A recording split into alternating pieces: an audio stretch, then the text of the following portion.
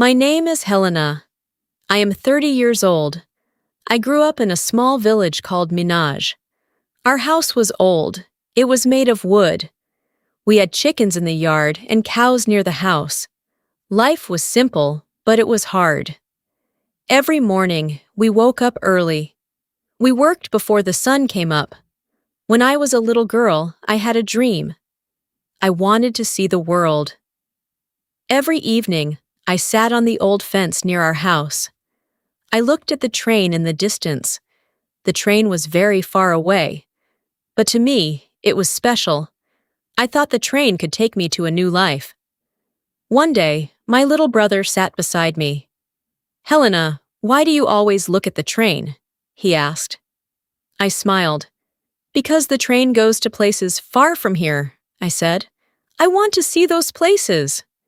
My parents were good people, but they were very strict. My father was a strong man. He worked hard every day. His skin was dark from the sun, and his voice was strong.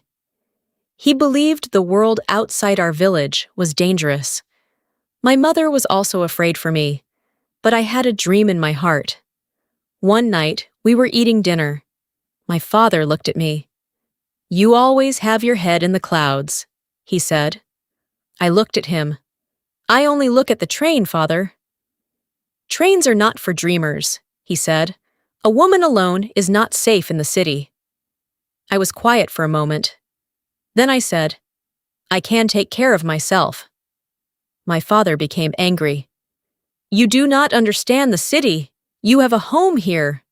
I looked at him. "What if this is not the life I want?" The room became very quiet. My mother looked down at her food. My father said nothing. After that night, we argued many times. My father wanted me to marry a man from our village, but I did not want that life. I wanted to choose my own future. One night, I went to my mother. "Mother," I said, "I do not want to spend my life waiting for other people to make my choices." My mother looked sad. "The world is not kind to a woman alone," she said. "I know," I answered, "but I want to fight for my own life." My mother hugged me. Then she gave me a small cloth bag.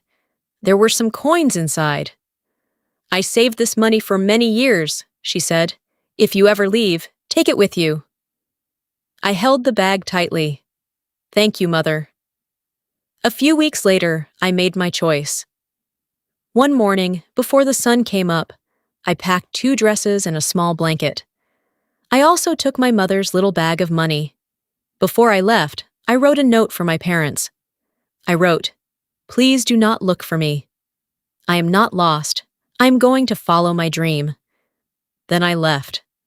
My father found the note. He was very angry. He got on his horse and went to look for me. But I was already far away. After some time, my father stopped. He was angry and hurt. He cried. Then he went home. I kept walking. Soon I heard the sound of the train. My heart beat fast. But this time, I was not afraid. I felt free. When I reached the station, an old man was selling tickets. He looked at me. "Are you going alone?" he asked. "Yes," I said. "Where are you going?" I smiled. "Somewhere I can start again." The train came. I got on. As the train moved away, I looked back at my village. I did not know what would happen next, but I knew one thing: I was going to try. When I arrived in the city, everything was different. The buildings were very tall. The streets were full of people. The cars were loud. The lights were bright. Nobody knew me. Nobody was waiting for me. For the first time in my life, I was completely alone. I found a small room. It was cold and simple. But it was mine. I had very little money, so I needed a job. The next morning, I started looking for work. I knocked on many doors. "Do you need a worker?" I asked. Most people said no. "We do not need anyone." "Come back later." Some people did not even answer me. I felt tired. Sometimes I had only a little bread to eat. Sometimes I had nothing, but every morning I got up again. I told myself, "Do not give up, Helena." One day, I saw a woman selling oranges on the street. She had a small table full of oranges. I walked to her. "Can I help you?" I asked. The woman looked at me. "What can you do?" I thought for a moment. "Anything," I said. "I just want to work and learn." The woman laughed. But she needed help, so she gave me a chance. She taught me how to put the oranges on the table. She taught me how to speak to customers. She also taught me how to be careful with dishonest people. At first, I was very shy. Nobody bought oranges from me. But I kept smiling. "Fresh oranges," I called. "Sweet oranges. Come and try." One old man stopped. He bought some oranges. Then he gave me a small tip. I looked at the money in my hand. It was the first money I earned by myself. I felt proud. The next day, I went back to the orange seller. She smiled. "You work hard," she said. She started paying me every day. I worked harder. I learned faster. I did not complain. I did not give up. Months passed. After 1 year, I saved enough money. I rented a small wooden stall. I painted it. I put a red cloth on the front. I started selling fruit, bread, and small sweets.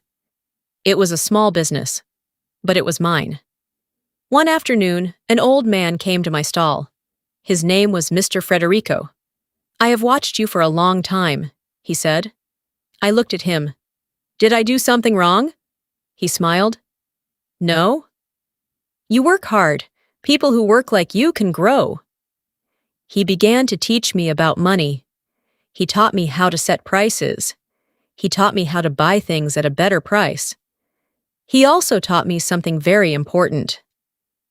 "If you do not know where your money goes," he said, "you will always work for someone else."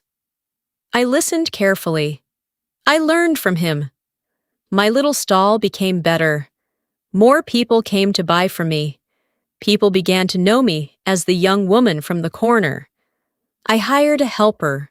I learned to be quick. I learned to be honest. I learned to be kind to my customers. After many years, I rented a bigger place. It became a real shop, my shop. The shelves were full. People came every day. I had worked hard for this life. Then, one afternoon, a letter came. It was from my little brother. I opened it with shaking hands. The letter said, "Father is sick. Mother misses you every day. Please come home if you can." I sat quietly. I thought about my family. I thought about my old home. I decided to go. I closed my shop for a few days. Then I took the train back to my village. When I arrived, everything looked the same. The old road was still there. The hills were still there. Our old wooden house was still there. But I was not the same girl anymore. I was stronger now. I was confident. I knew how to live my own life. My mother saw me first. She ran toward me. "Helena!" She hugged me tightly. "Is it really you?" "Yes, Mother," I said. "I am home." Then my father came outside. He walked slowly. He looked much older. He was thin and weak. For a moment, neither of us spoke. Then I smiled. "I came to see you, Father." His eyes filled with tears.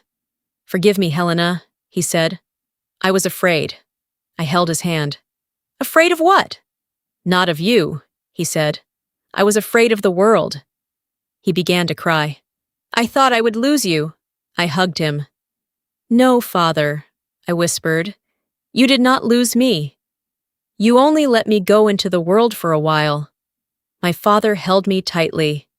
That day, we talked for a long time. I told him about my work. I told him about my shop. I told him about all the hard days.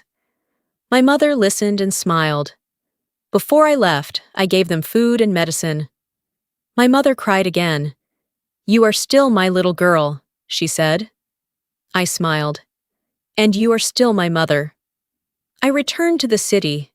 I opened my shop again. I stood behind the counter and looked around.